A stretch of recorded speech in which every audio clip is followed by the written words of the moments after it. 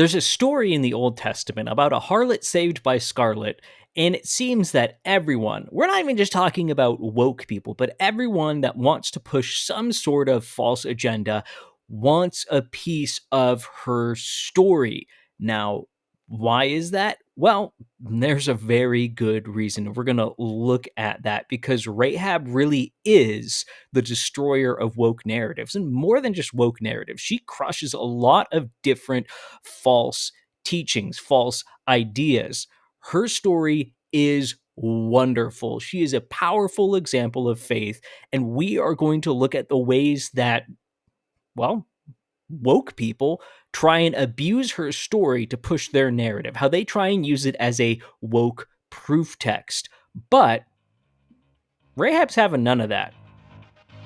Let's dive in.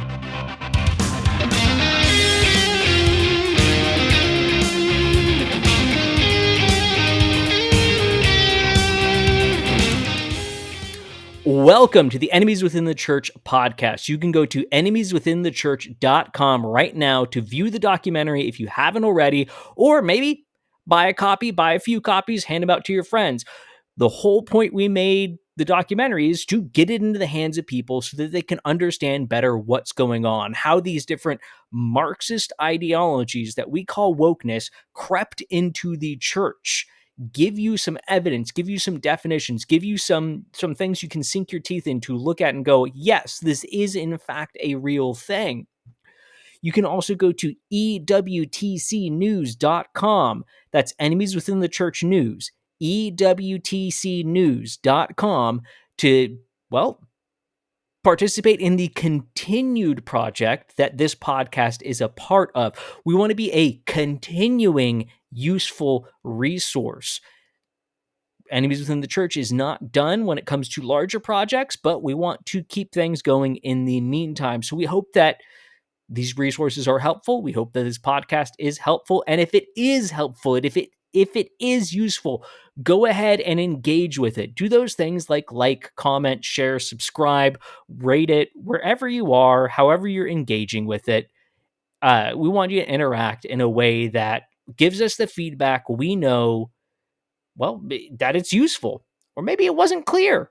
Let us know either way so that we can continue to make it something that is valuable. Now, what are we talking about this week? We're talking about Rahab, the story of Rahab, and how, quote, woke people try and use it as a proof text to justify their ideologies. But we're going to see that, Rahab's having none of that. Her story is something beautiful, wonderful, so rich, so good, and God put it in there for a very good reason. And he doesn't, there's no really interpretation needed. He makes it very clear what her story is about. He makes it very clear why it's included. We just have to look at what he says. Now, again, that's one of the reasons that it's an attacked story. It's tried to be manipulated into pushing a narrative because it's so clear and because its clarity harms their agendas. Now, let's briefly talk about the story of Rahab the harlot. So, as the Israelites have crossed over the Jordan and are entering the land of Canaan to take possession of it, they come against their first obstacle, the fortress city of Jericho. And Joshua sends out 2 spies to the city to, well, spy it out, see what the defenses are like, see what the people are talking about, gather intel on the city before they go and assault it. And the spies end up staying at the house of Rahab, and soldiers come, finding out that they're 2 spies. They come to Rahab. Rahab hides the spies and sends the soldiers on a wild goose chase, and then allows the spies to escape out her window, which happens to be built into the wall of the city. So, boom, they're right outside. They are gone. As a reward for this shift of alignment that she does from aligning herself with the wicked Canaanites to aligning herself with God and with his chosen people, the Israelites, the spies say, hey, you hang the scarlet cord out your window and we'll know to protect you when the invasion happens. Now it gets so much more than just that, because these spies don't know what's going to happen yet. They don't know the miraculous way that God is going to give them the victory, but she's rewarded for her faith, for her change of alignment. Now, let us go into. There are so many, as I said, there are so many different ways that this story is attempted to be abused and used to teach falsehoods. And in this case, we're most curious about a woke interpretation of Rahab. So we're going to kind of rapid fire through a few different ones to give an overview of different ways that it is attempted to be interpreted, different narratives that are tried to be shoved in there. And then we're going to talk about those a little bit and how Rahab, her story doesn't just not support those, but it actually goes the opposite direction and crushes them. So the first one, this is from the He Gets Us campaign. If you don't know about the He Gets Us campaign, we did over 100 hours of research into them. You can go view that. Just search for He Gets Us wherever you're getting this podcast. If you're on the Enemies Within the Church YouTube channel, we just re-released it there because previously the podcast was hosted on the EWTC News Podcast YouTube channel. If you're still watching us there, this is your reminder. We're switching channels. We're switching to the main Enemies Within the Church channel. It is linked in the description. Go follow that. But this is from their article of 4 ways Jesus supported women's equality. And we don't really have time to get into it, but they're not talking about equality. They're going more for a DEI stance and hitting up more of an equity type thing. But that's a bigger thing. We're just most curious about this. This is going to be the lightest one of them. We're going to start a little bit lighter and get deeper and deeper.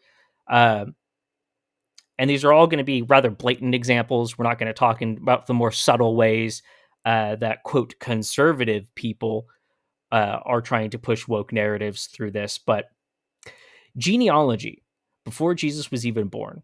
So in Jesus' genealogy, Rahab is included. What do they say about her? They say Rahab, a sex worker / brothel owner who hid spies from Israel and helped them gather intelligence on the defenses of her city so they could be successful in conquering it.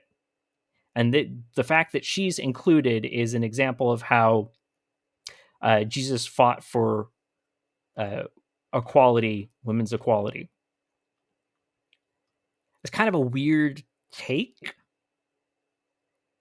And that ironically minimizes Rahab and what she did. They're trying to elevate women by diminishing what they specifically did and the value of what they did. That's going to be a theme that continues through this. But let's go over to the Kainos Project. 4 times God powerfully subverted racism in the Bible.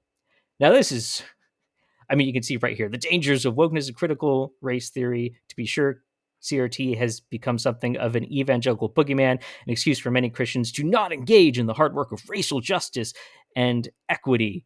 And talking about systemic racism, this is a very blatant example of someone that's given into the full. They're not just subtly; they full on embrace things like critical race theory and all the ideas that go with that, among other quote woke narratives. And what do we have here for Rahab? Well, they go the same route because Rahab was included in Jesus's genealogy. That means something. In this case, it's not fighting for women's equality; it's fighting against racism.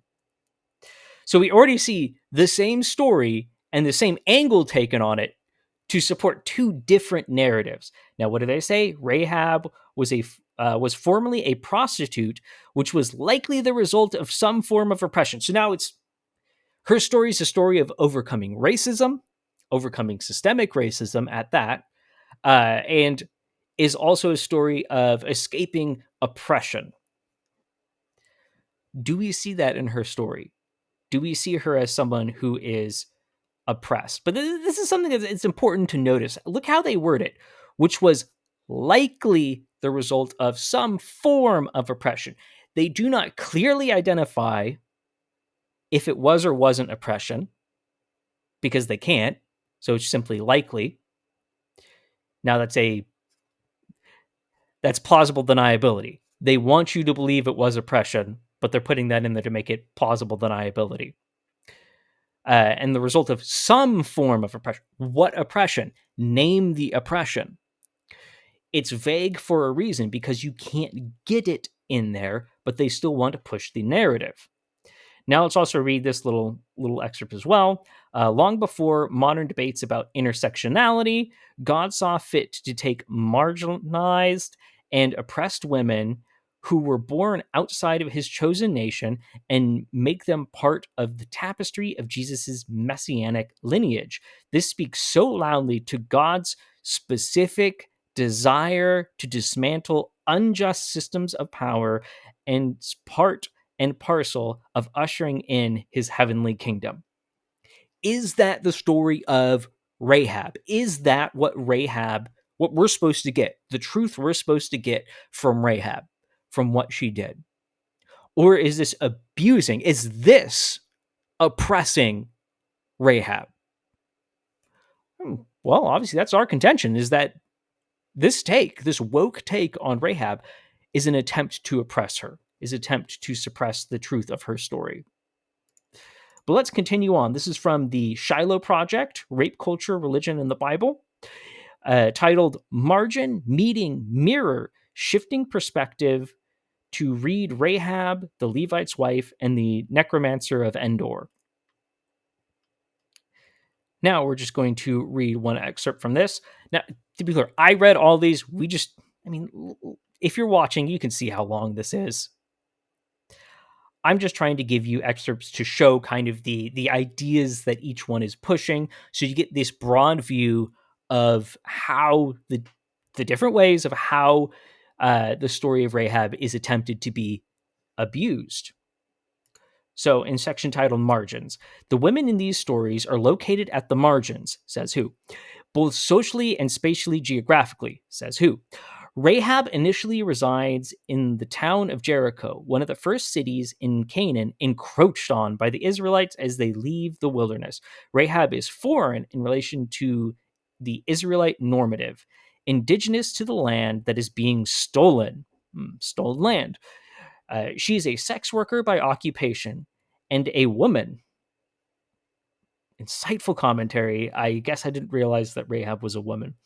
Even when she is spared by and joins the invaders, she remains at the outer margin of their encampment. So we're getting a little hint of, well, what we kind of tongue-in-cheek titled critical terrorist theory for woke people's take on on Hamas and just terrorism in general as a means of fighting oppression of stolen land. And here they're trying to push ideas like that. Israel is genocidal invaders stealing land. But we see, even when she was spared by and joins the invaders, she remains at the outer margins of their encampment. So the previous one, Rahab, is an example of overcoming systemic oppression and racism. And this one, she's joining the oppressors and remains oppressed, remains a victim of systemic racism. Now, because she specifically mentions a verse, Joshua 6:23, to justify that, let's look at it. Joshua 6:23. And the young men who had been spies went in and brought out Rahab, her father, her mother, her brothers, and all that she had. So they brought out all her relatives and left them outside the camp. See? Oppressed, left at the margins. She's justified in what she said about Rahab's story. Let's read more than a verse. But they burned the city and all that was in it with fire. Oh, okay. It's probably good that they got her out. Verse 25, and Joshua spared Rahab, the harlot, her father's household, and all that she had. So she dwells in Israel to this day, because she hid the messengers whom Joshua sent to spy out Jericho. Okay, so it's important when you read something to read the entire context and understand what's being said. Was Rahab left at the margins? No. We see this. She's brought out of the city. It's talking about order of events. What happens? They take her, they bring her out of the city, then they raise the city to the ground. Then, after that raising is done, Joshua renders judgment, because up to this point, he hadn't even met her. As the leader, he renders judgment, spares her and her family, and then what happens? She dwells in Israel to this day. She integrates into Israel. She's not left in the margins. And I can further justify that, but let's continue on. So this next one is from Do Justice. Do Justice, which is a organization, a branch, a ministry, whatever term you want to put on it. I don't know what term they would specifically use, of the Christian Reformed Church. So this is titled Rahab the Survivor. We're going to go down and read this section. Considering it is an Advent resource for my family, I had been perusing Anne Voskamp's Unwrapping the Greatest Gift, a family celebration of Christmas, earlier this month. The Thoughts to Discuss section for the day of Rahab's story was the following. Have you ever seen God turn someone's life completely around so that the person went from choosing a bad path to following Jesus? How is Jesus doing just that miraculous thing in your life? Now, that is a way overly reductionist view of Rahab's story and what's going on. And in the end, that author makes it about us, not about Rahab's story and what God is doing in the story. So I don't like that as a summary, but let's see how she responds to it, how the author here responds to that quote. Beyond the problematic insinuation that Rahab's lifestyle was a choice, because often prostitution is a path traveled because of lack of choices. Okay, now we're doubling down on the whole oppression angle, that she's oppressed. And now it's getting out of, well, she was forced to be a prostitute. Where does it say that? Where does it say that? Beyond that, you always have a choice. Unless you are being physically forced to do something, you have a choice. Even if the choice is a horrible choice, you have a choice. You're responsible for your sin, even if you try and justify it by saying, well, I didn't have another option. There's so many things I want to talk about with that, but let's continue on. Can we look beyond Rahab as the sinning prostitute, or even as the prostituted victim? So now she's saying, not only am I going to push this idea that she's a victim, but can we look beyond that? She used that as a segue to go to what she wants to actually talk about. Can we tell the story of Rahab the survivor? No, I think we should tell the story that God's telling, but continue. Today I'm choosing to see the resilience of Rahab the survivor. She was proactive and went to the spies with a plan. Rahab was confident and bold as she proclaimed what she knew. What is that line supposed to mean? She advocated not just for herself, but for her family. She was faithful to what God was doing in her life. She was Rahab the strong, Rahab the leader. Is that the purpose of Rahab's story? That she's this survivor that overcomes oppression and is this strong leader. Is that the message? Is the message she's oppressed by all these different things, whatever the factors that she wants to read into it are, and that she's an overcomer of that, overcomer of oppression. Is that the story? Let's continue on. We're getting deep into it now. This is from The Word Made Queer, titled Both Canaanite and Israelite, but not fully either, says who? The story of Rahab as means of breaking down interpretive binaries. What's that even supposed to mean? So here we go. Rahab, a Canaanite prostitute, exists on the margins of society, occupying a queer space that exists between the binary of Canaanite and Israelite. That's a binary? I don't think you know what the term binary means. Of betrayer and hero, of oppressed and oppressor. She subverts expectations, and her story leaves room for far more interpretations than it has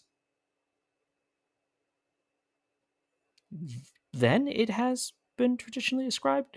Although there are no indicators in the biblical text that she has any sort of gender or sexual identity that would typically be labeled queer, her story can be used to reveal that human existence does not always fit neatly into one of two categories, nor do these experiences need to be in order to be important parts of our sacred text.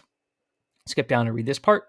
At this point in the narrative, she seems to understand that her city will soon be ruined by the Israelite army, and her two options are to betray her people and aid in the genocide of an entire city. Okay, it's not what the word genocide means. Or to die alongside the society that would only ever see her as a second-class citizen. So we've got this idea that Israelite are these genocidal land stealers and oppressors, and that she is in a society where she is oppressed. So she's oppressed either way. This dilemma makes the text an easy one to approach with a hermeneutic of curiosity. What's that even supposed to mean? Because there are so many questions one can ask about her proclamation of faith and its motivations. No, there aren't. Is she a follower of God proclaiming her Lord? Yes. Or is she a cunning woman faced with a unique and unexpected opportunity for survival? No. Is she a selfish betrayer of the Canaanites or a selfless hero for the Israelites? In taking a queer approach and casting aside binaries, I feel comfortable saying that the answer to all of the above questions is yes.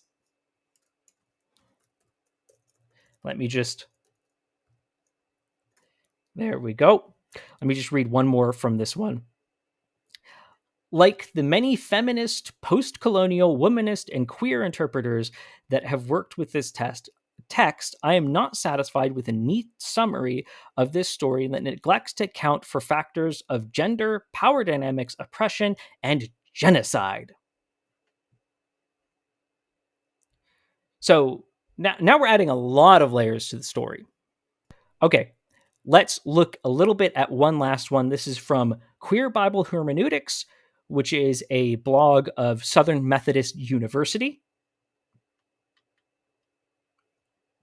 This one's titled Rahab the Prostitute, A Post-Colonial Perspective. So covering very similar-ish territory to the last one. Rahab's societal and geographical positions provide an opportunity to examine the story from a queer post-colonial perspective. Rahab's occupation as a prostitute situates her in a queer sociocultural position. She does not conform to respectable societal protocols. Says who? I mean, that's a very modernist take on it. A modernist is in a society that is, at this point, post-Christian, but it's still, we've gone through Christianity. We're informed by a Christian worldview, even if now we're in a post-Christian rejection of Christian state. They're reading that into it, whereas in a wicked Canaanite society, would a prostitute be seen as this second-class citizen? You're kind of reading that into there. This is a wicked society that's into all sorts of sexual depravity. Yet Rahab is a vulnerable target in several ways. She is a woman and a prostitute. She also lives on the fringes in a place reserved for people who do not conform to socially acceptable standards. She is ripe for the influence of Joshua's spies. So now at this point, Joshua's spies are manipulative oppressors that are taking advantage of her. We're seeing a lot of shifts in who Rahab is and what her story is. She has nothing to lose in terms of her standing in her own culture. Says who? One thing I want to point out is when the soldiers came to her, look for the spies, and she told them that the spies had left and to go chase after them, soldiers believed her.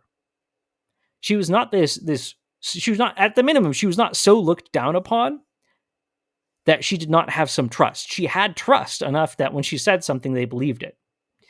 If she assists the invading colonizers, she wins favor, position, and the possibility of preserving her life and the lives of her relatives.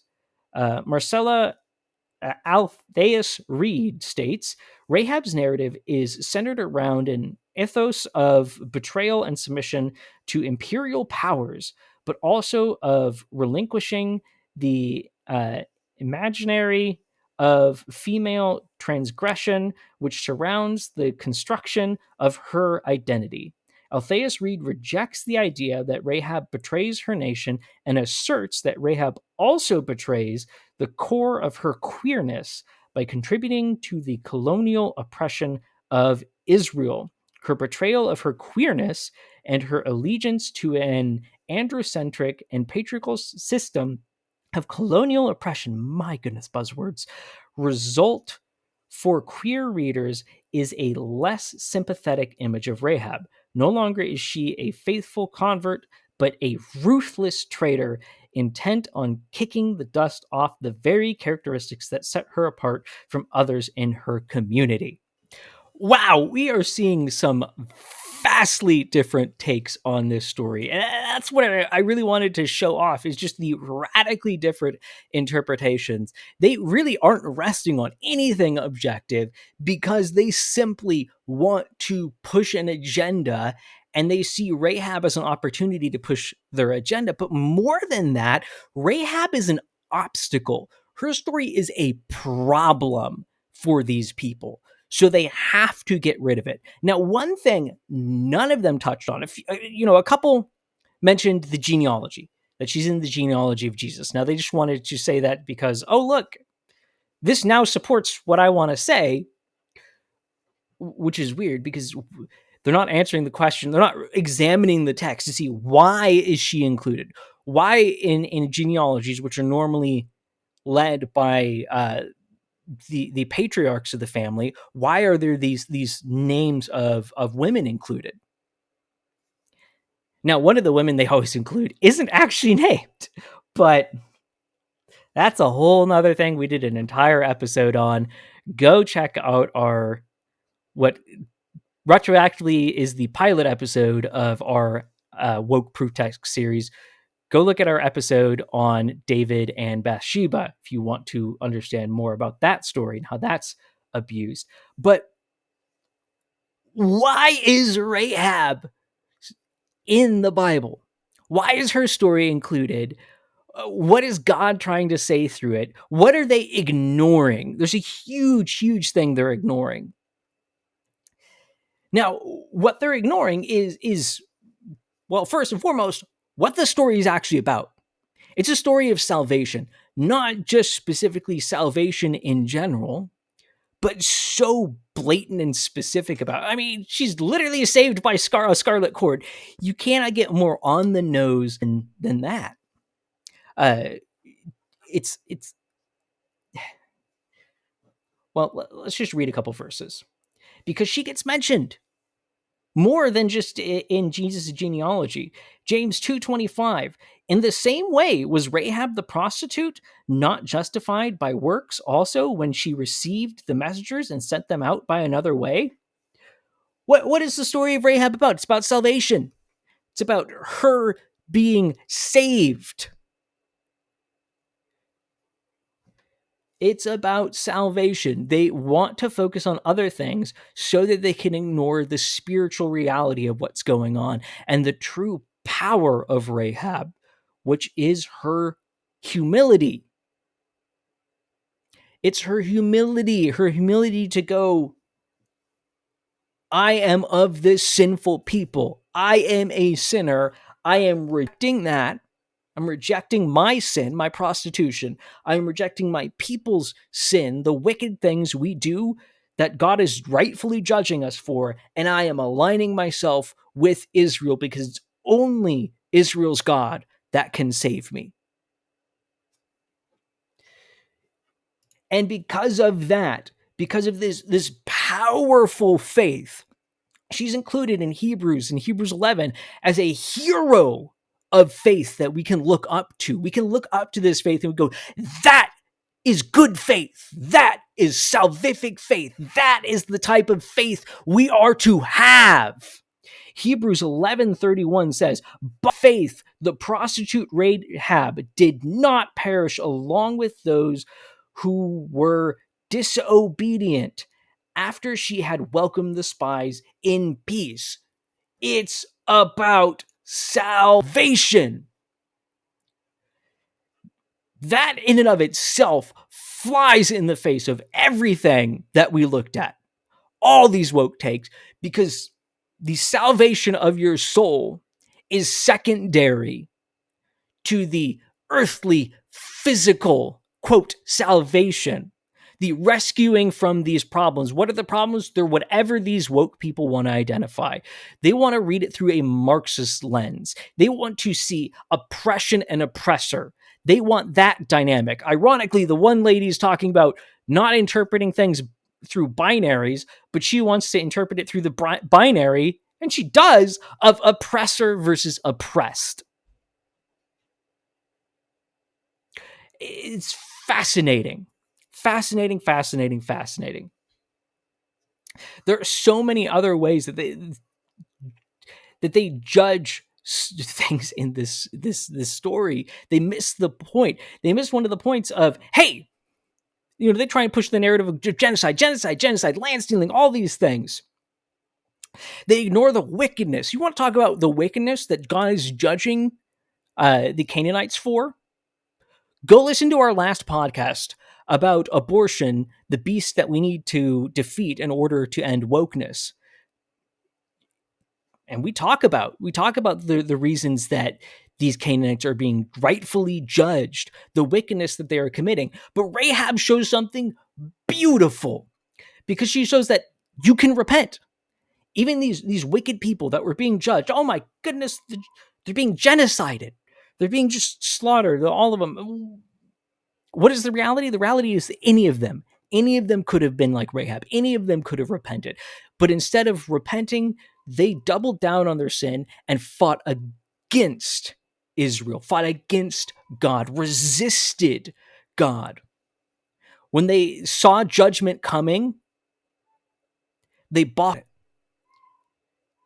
They fought. Rahab didn't. She went, no, I am a sinner.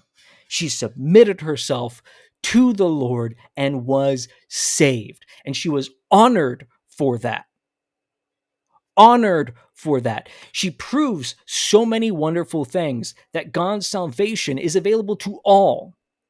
Yes, at the time, you did need to, the way to access God, you could be saved outside of Israel.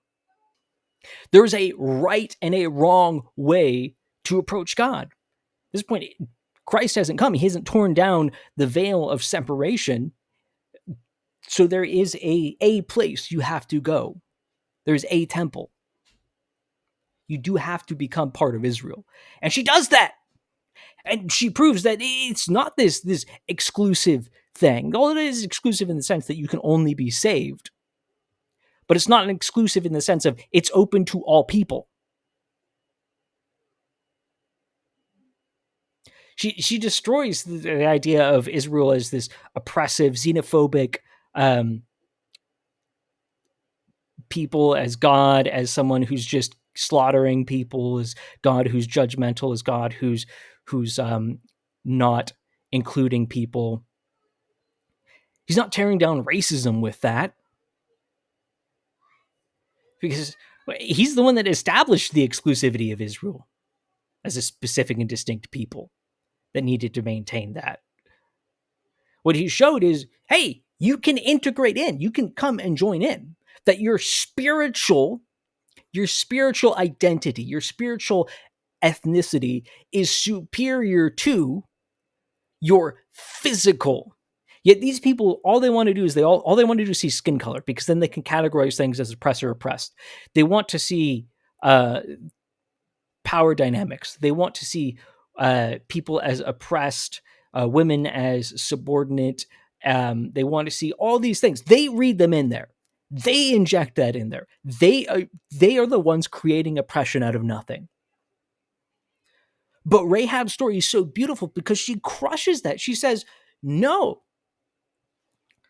I'm going to turn away from my sins, my prostitution. I'm going to turn towards God. I'm going to abandon the wickedness of my people. I'm going to show that God is where you find salvation. I'm going to integrate into this people. I'm going to be an example of faith. Beautiful. Beautiful. This is not, our quest to find the true woke proof text is in vain, because this one really is not a woke proof text. And it is glorious and it is beautiful. And the story of Rahab rightfully is included in the Bible. Because what she did that they try and diminish, what she did was powerful. She went against everyone around her to follow and pursue the truth.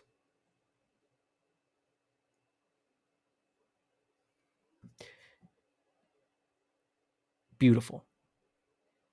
Do not give into the false ideas of these Marxist ideologies of wokeness. Do not give into that. Know that God is so much bigger, so much better. Now, again, if this has been helpful to you, if this has helped you see a little bit more of these ideologies, see a little bit more of why they're wrong, see these things more clearly, you just enjoyed it, again, considering sharing it with someone. I'm not even talking just like, oh, put it out there on social media. I'm just saying, if there's someone that's struggling with some of these thoughts of, oh, well, does the Bible teach these woke ideas? Share this with them. I hope it's helpful to them. I hope it's been helpful to you. And, we're open to the feedback. Give us that positive. Give us that negative. My goodness, there's been multiple points of feedback recently from people that do not agree with us, but it doesn't include anything of substance. We are willing to engage. I would love to do whole episodes just responding to criticism. I think that's fun. But there has to be a point. Like, you have to include some piece of substance, clearly identifying what you're disagreeing with, giving clear reasons for why you disagree with it, not just making assertions. But again, I hope this has been useful to you. Remember, you can go to enemieswithinthechurch.com to view the documentary. You can also go to EWTC News. You can follow the podcast, do all those things. We hope this has been useful. And remember, don't go woke.